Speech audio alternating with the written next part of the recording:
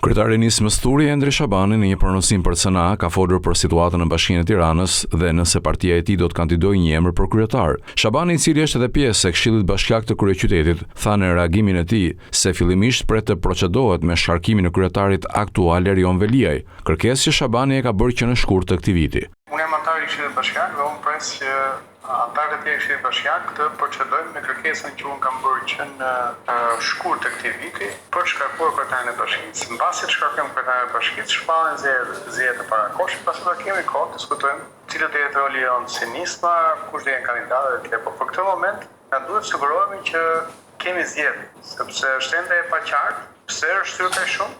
Pra ligji ka detyruar që ne ta kishim shkarkuar kryetarin e bashkisë para 3 muaj mbas të 10 shkurtit dhe e dyta ka një zvarritje të këtij procesi. Kështu që çdo gjë kërkon edhe. Mëtej, antari i Këshillit Bashkiak tha se pritet shkarkimi i Veliajt dhe shpallja e zgjedhjeve të parakoshme. Më pas do të diskutohet roli i nismës në zgjedhje. Atëherë sigurt është që roli i partive politike është marrë pjesë në zgjedhje dhe patyshim që ne si nisma do të diskutojmë rolin që ne do luajmë këtë zgjedhje. Kur keni menduar ta diskutojmë?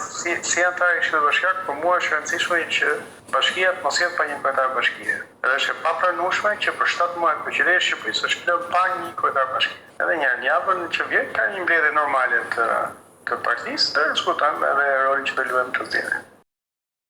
Nga ana tjetër, edhe Adriatik Lapaj në një përgjigje për CNA ka deklaruar se lëvizja e qëndrimit i ka institucionale. Ditën që do të kemi qëndrim mbi këtë, do ta njoftojmë në media, është shprehur ai.